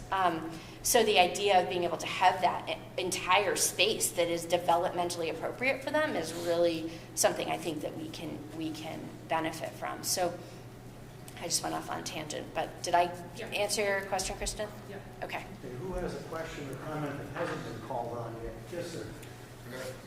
Isn't it all about our kids getting the best education in the first place? If we have 5 children to 1 teacher, don't they get a better education than having 15 kids to 1 teacher? I think Randy kind of answered that question before. Yeah. Do you want to reprise? Yeah, there's really no evidence that that's the case. So they can show more attention to those 5 children rather than 15 children. That's just common sense. It is, but that doesn't necessarily result in stronger learning outcomes for those kids. And sometimes if those 4, 5, 6, 8 kids are together for 7 years, and they don't have exposure to other kids, it developmentally might not be best for them. Being in the school community, when they go to lunch and they go to breakfast and recess, they all have that interaction is there. So there's 50 kids that are interacting with one another. Sometimes. Not necessarily in a classroom environment, but in a overall school environment where you don't have. So, and I have a second question. So, the gentleman in the blue shirt down there, I don't remember your name. You said that we can't afford to have a teacher with 5 students, but you're putting out a possibility of spending $80 million for a new school. So 5 students for 1 teacher is a lot cheaper than $80 million for a new school. That's a big number to swallow for $700 to $800 extra a month or extra a year for taxes that people are already squeezing their pocketbook now to pay their taxes because of the school tax that went up and because of all the other taxes that are being pushed on us. So you're really to put $80 million worth of debt into our pockets is something that we all would want to undertake. I know for a fact nobody wants to take $80 million. That's a big number. And when we're making things work the way they work right now, we just have not enough kids in the schools. And that's because the state pushes people out here to be more of a recreational state than it is a community state. When I grew up in this town, I had 32 kids in my graduating class in this school. There was probably 200 and something kids in this school. And it's a shame it's a shame to see that we don't have that in the community anymore, but it's all about being pushed out of this town because you can't afford to live here already. So if you're gonna put $80 million worth of debt into our pockets, you're gonna push more people out of the area. Madison King, one of our student representatives. To comment on your first statement, I did go to the school and I had a class of 8 from kindergarten until 5th grade, and it is not as beneficial as one would think to be in a smaller class. The second we hit MEMS, middle school, and we were into a bigger community, it is a much better learning opportunity. You have like more people to talk to, more peers, and yes, like talking to people at lunch and stuff at this school would make sense, but when I went here, there was 80 kids, and that still just wasn't enough. The second you hit a school with more people, you realize how much you've missed. For the 6 years I went here with 8 kids, you realize how much you were lacking. So I understand where you're coming from because I graduated from 8th grade with 32 kids here, and I went into the river with 206, 207 in our graduating class. So I understand that metrics of what you're saying, but it's all about life adjustments, and we all have to make adjustments in life. So it's everybody's responsibility to, to grow. And when you get put forth in an environment that's new to you, you learn. I understand. It's just hard to swallow, closing schools. It really is just hard to swallow. Anybody else who hasn't been heard from at least once? Yes, sir. So, there was a comment earlier from the board that you haven't yet looked at any information, or you were curious if there was information from the state about how schools are performing. I'm a data person. I am retired, but I did it for a bit. Just done a quick search just today. I found that there's schoolsnapshot.vermont.gov that lists all kinds of metrics about all these schools, including academic proficiency, personalization, safety and healthy schools, and the high quality of staffing and investment priorities within schools. It would be good to take that information into account with some of these scenarios of how students are moving from one school potentially to another.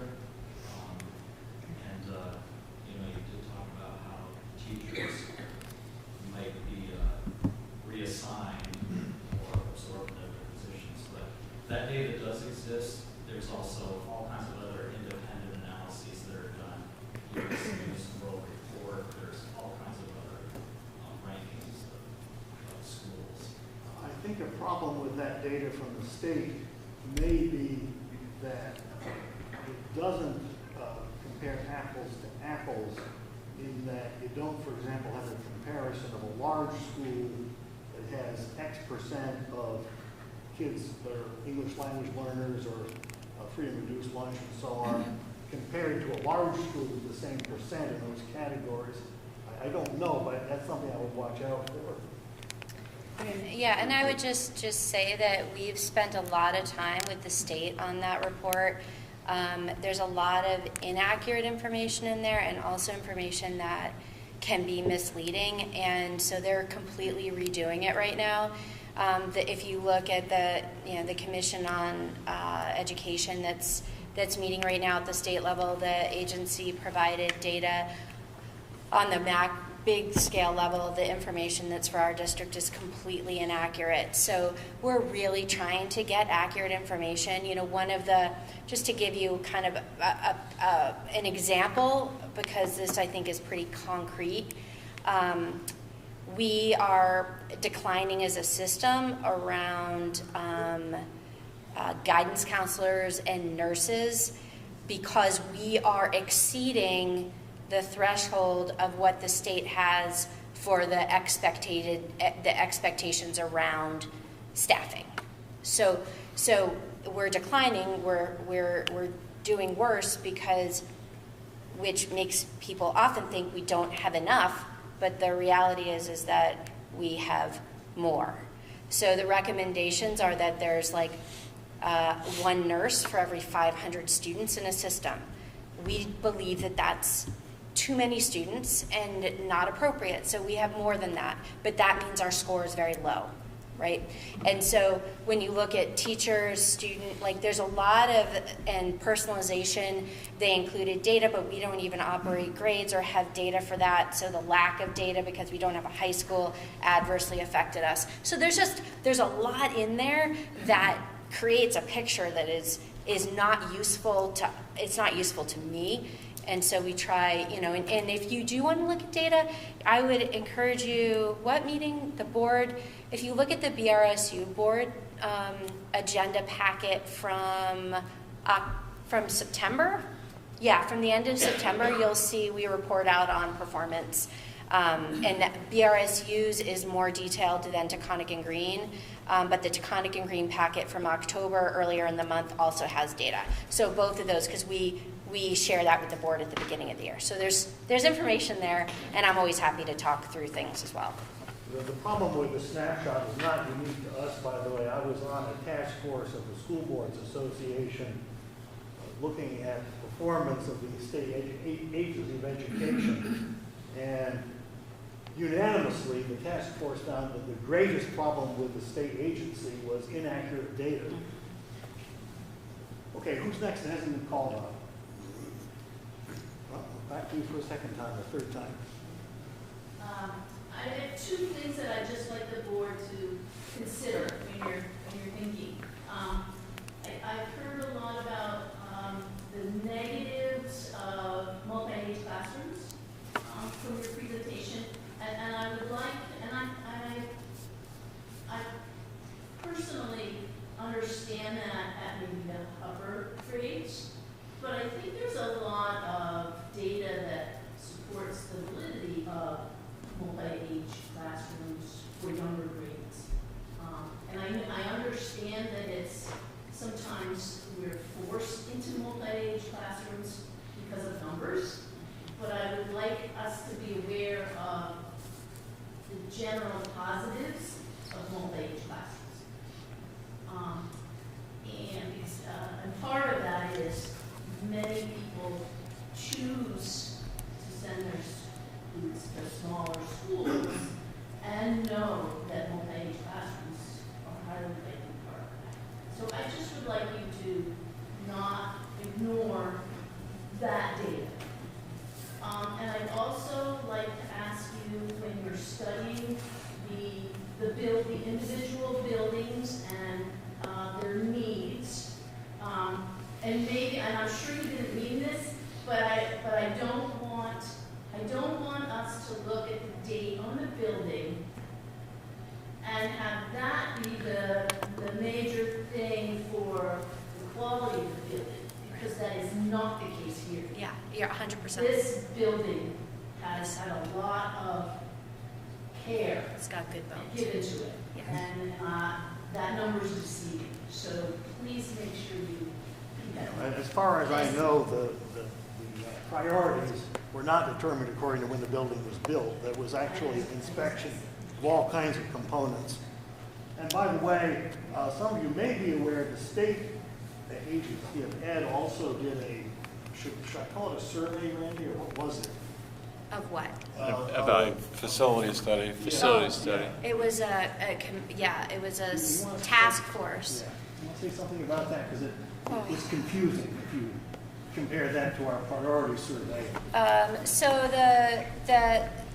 as I said, we've known that there's not been any money going into buildings in school buildings in Vermont. So there's a school building task force, and part of what they did was look essentially at, if we look at the buildings that exist now, and we were to not improve anything but replace things that needed to be replaced in the building, this would be the cost. And to tell you the truth, I do not remember the numbers. Billions and billions of dollars. 6 billion? 6 billion? 6 billion, I think. 6 billion in renovations. But what it didn't take into account was the fact that the blow. I'm not a facilities person, so I apologize if somebody in the audience is and is going to cringe at how I say this. But like the heating and cooling elements Like the units in the buildings that exist in most of our buildings now are not, we wouldn't even be able to replace those, but the cost is in that report itself was about replacing those.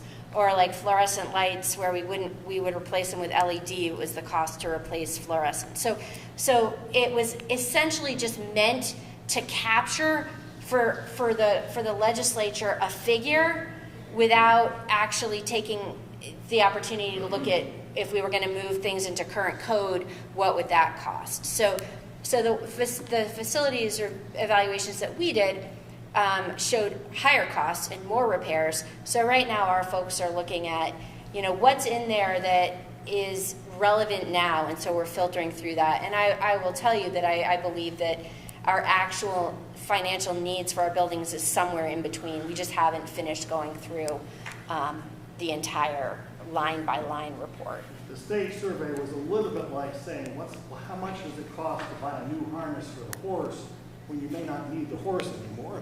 Yes, ma'am. Sorry I missed the presentation. I was at the September 9th school board meeting and I watched the Manchester one. So we continue to hear that teachers cannot be subject matter experts if they are combined classrooms, and that the teachers do not want combined classrooms. This is furthest from the truth for Sunderland. Teachers at Sunderland highly embrace the combined classrooms and have for years, long before I was even there, and make it work so much that it provides a solid education where the children are solid in their beliefs when they move on to middle school. The subject matter experts need to be in the middle school grades, not the elementary school. That should be clarified in the information presented to the town. I believe it's misleading to say that combined grades don't work. You've heard firsthand from some teacher at Sunderland that they are fine with combined classrooms. At Sunderland, we are meeting state and local requirements even with those combined classrooms. You state that the middle school education is lacking in our district. Why can't you improve the education without having a new building? You should be improving the education first. How will the building provide a better education? Aren't the teachers the ones that provide the education to the students?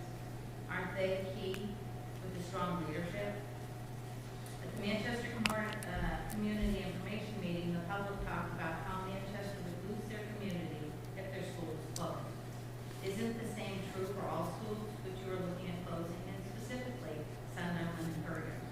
For example, I can state that as an individual that had their child attend 7th and 8th grade in Manchester after Sunderland, there were no welcome arms from the community in Manchester. In fact, it was the opposite. I never felt so neglected as a parent, and I certainly tried to fit in. As I mentioned at the school board meeting, the state forced Sunderland to merge with Taconic and Currier. They sent out many threats, none of which they acted upon. In hindsight, we never should have merged. We lost school choice for 7th and 8th grade, and now, only 5 years later, you're looking at closing Sunderland School. I do believe you were surprised by the outpouring of support from the parents and the community when you had your school board meeting on September 9th. Since merging with Taconic and Currier, the education taxes on my property have gone up 78% in 6 years. Just the education piece. That's not the county. That is over $2,000 a year in 6 years. And that's not because of Sunderland. That's because we merged with the larger districts. Because those dollars don't stay in Sunderland. Melanie Virgilio recently attended a select board meeting to inform them that the school board is looking to close in Sunderland School. So save the art funds. Unfortunately, Jeanette had at the beginning of her comments, so I don't know exactly what she said. Are you going to all the select board to let them know that their school could be on this chopping block? Or was it only Sunderland? As a community, many of the residents of Sunderland completely support our schools. We have always had ESPA close in the enrollment. This year there are 17 kindergarten schools. Students that are getting holistic education that also meet the state guidelines. You will never find a better group of teachers and staff than Sunderland School. If the middle school education is the area that is lacking, then address that. Don't close the schools in hopes that the middle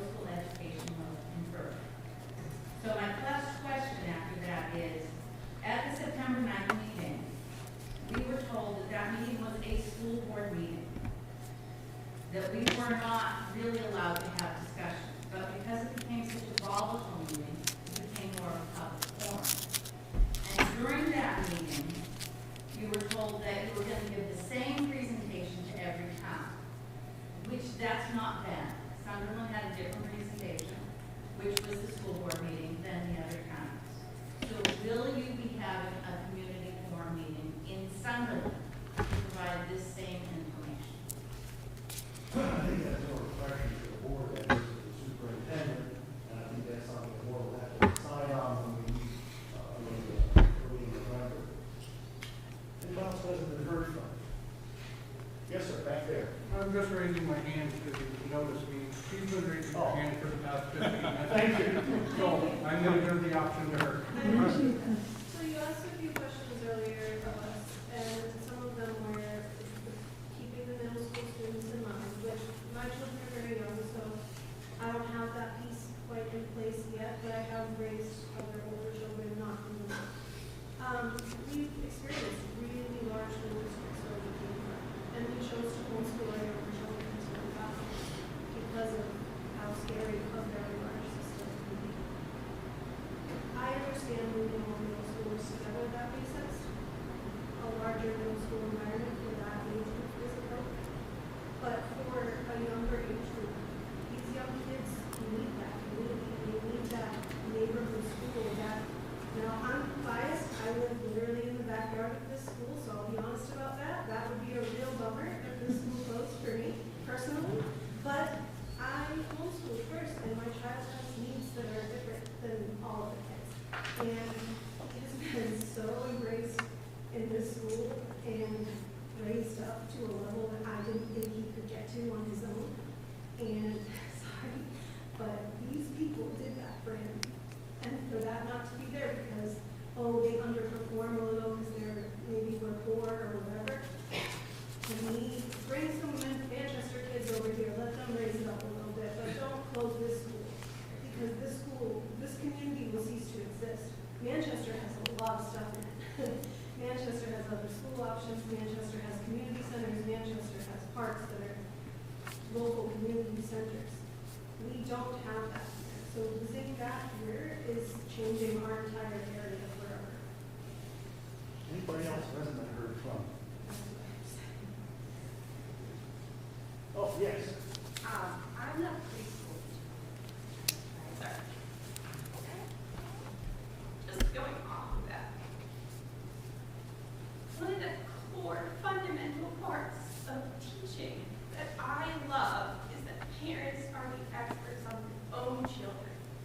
One of the reasons why I chose to work in this school district as a whole is partially because of these smaller schools, which gives parents the option, like you guys, to put your child in a smaller school.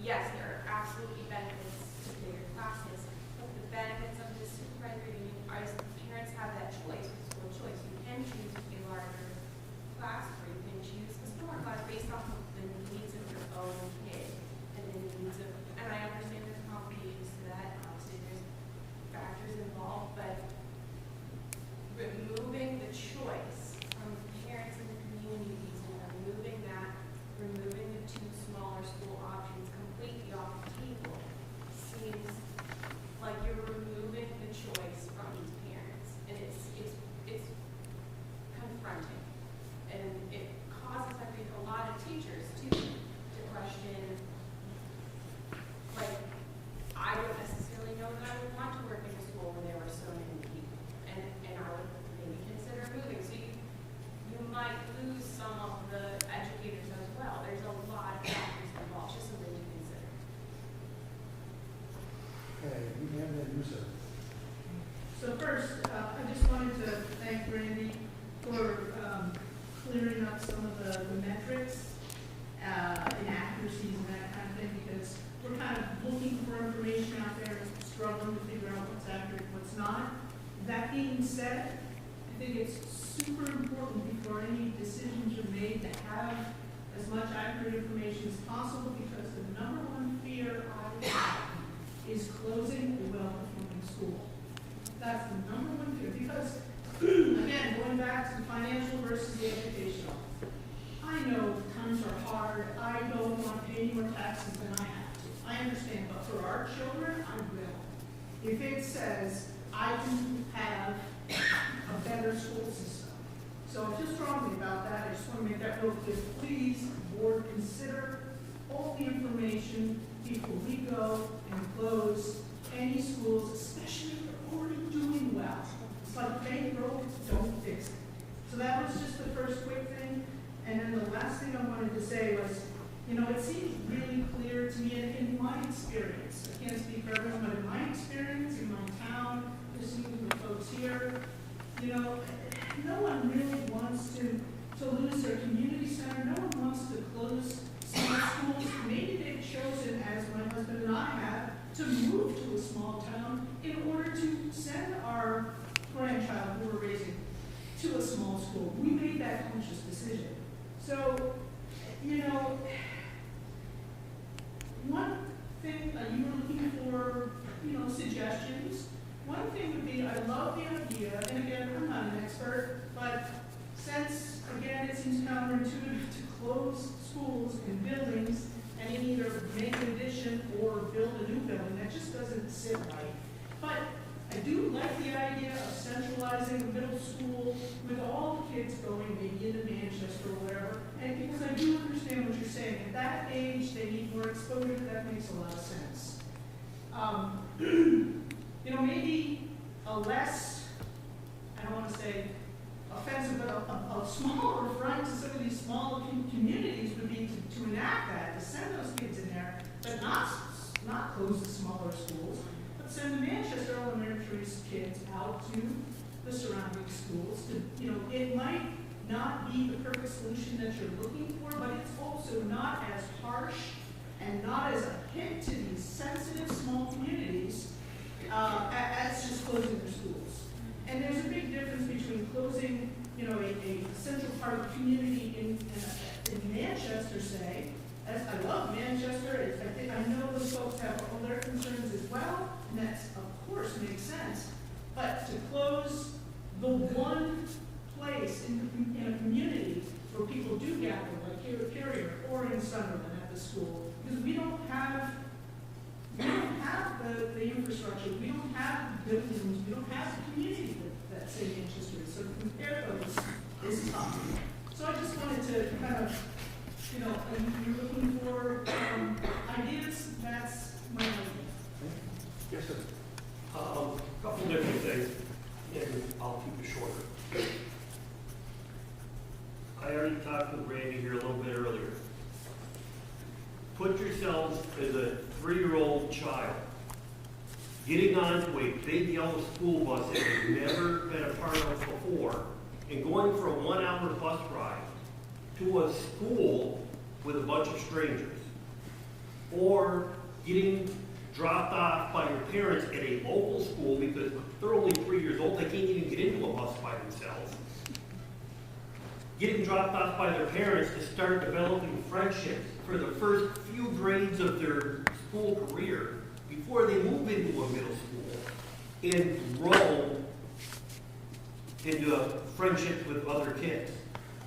That's important. That's what we need to look at for the kids. Start them off local and let them grow their friendships with their neighbors. My wife, my daughter is very good friends with this gentleman right over here. She thinks very highly of this child. He's a grade ahead of her, but they were together last year. And she still talks about him. That's important. She sees him at school. That's important. She developed a bond with that child in this school. Now, I got 2 stepsons that I think very highly of that didn't get to go to this school, but they got pushed straight to Manchester. And it was entirely different. 2 separate classrooms for the both of them, right away. They did not see each other except for lunch period. And it was a struggle for them because they went into a class, into a school with no kids that they knew other than each other where they were separated. They didn't have that chance to develop the bond because my wife and I married after We both been divorced and remarried, and they were a blended family. So they didn't get that bond in this school. But she moved in with me and they got sent there, and it did not work. Because they did not have the relationship. You're talking about doing that with 3-year-old kids, not teenagers. I think we have time for one or two more comments or questions. Yes, ma'am. I just want to say, first of all, I'm really appreciative to have this time in these meetings, and I really appreciate you holding them. I also, because I'm out of town a lot, this was the only one I could come to, and I'm really grateful that I came because I do send my child to Manchester. And we have really different needs, but I feel like there's this opportunity to have more conversations with all of the towns together, because I think we will arrive at really common goals. What we care most about is, I think we all have really common needs for our children. We all want the best for our children.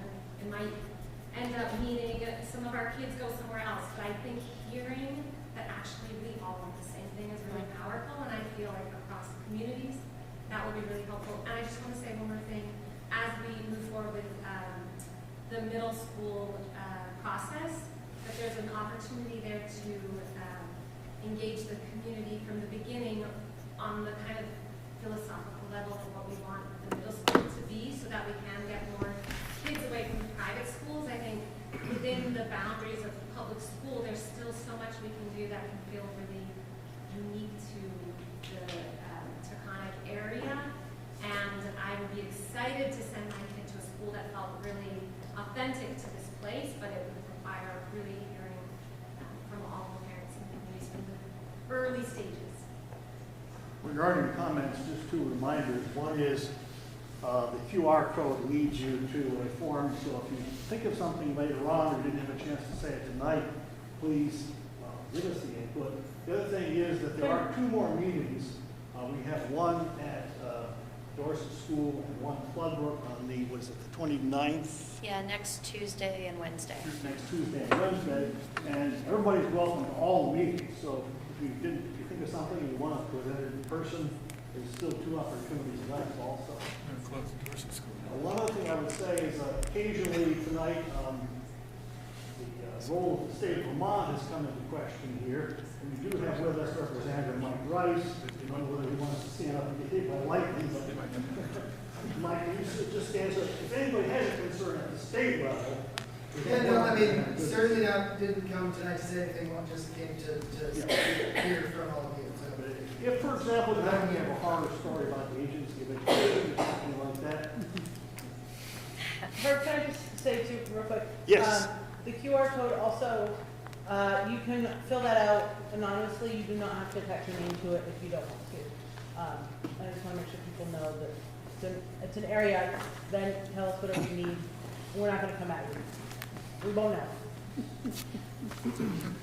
Thank you all very much for coming, and please come again if you think of something else, and encourage folks to come. The more we hear, the better we can solve. Did you want that? Sorry, Kristen. Hold on. Wait, I've got it on my computer too, so hold on. If it doesn't go back on.